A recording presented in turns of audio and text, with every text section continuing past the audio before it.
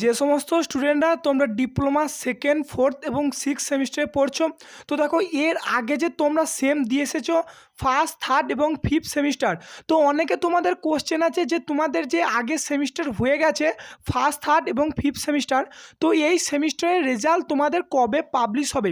তো দেখো এর আগে তোমাদের একটি ভিডিও দিয়ে দিয়েছিলাম, যেটা তোমাদের যে কলেজ থেকে ইন্টারনাল মার্কসের পুটের ব্যাপারটা থাকে, থিওরিটিক্যাল ইন্টারনাল, সিজনাল ইন্টারনাল এবং সিজনাল এক্সটার্নাল মার্কসের।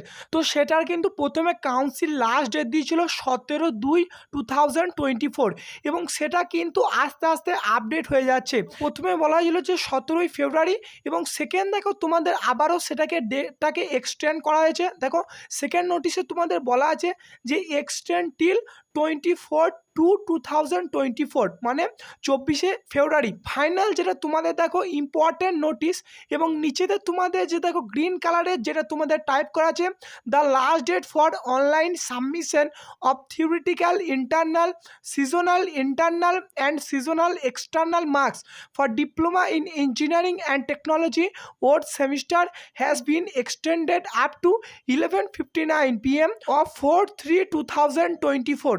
অর্থাৎ দেখো তোমাদের লাস্ট ডেটে কিন্তু আবারও এক্সটেন্ড করে 4ই মার্চ কিন্তু করা হয়েছে। তো দেখো এই টাইমের মধ্যে কি করা হচ্ছে, দেখো তোমরা যে কলেজে ইন্টারনাল দিয়েছিলে এবং ল্যাব কপি তোমরা জমা দিয়েছিলে, দেখো এখানে কিন্তু উল্লেখ করা আছে যে থিওরিটিক্যাল ইন্টারনাল, সিজনাল ইন্টারনাল এবং সিজনাল এক্সটার্নাল যে মার্কস পুটগুলো করতে হয়, সেই পুটের লাস্ট ডেট কিন্তু এই 4ই মার্চ।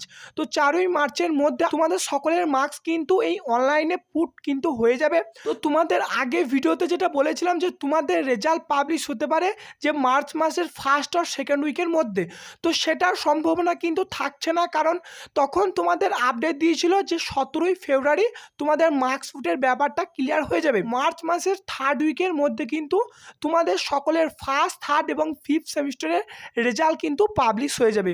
তো এই ভিডিওটি এতটুকুই, ধন্যবাদ।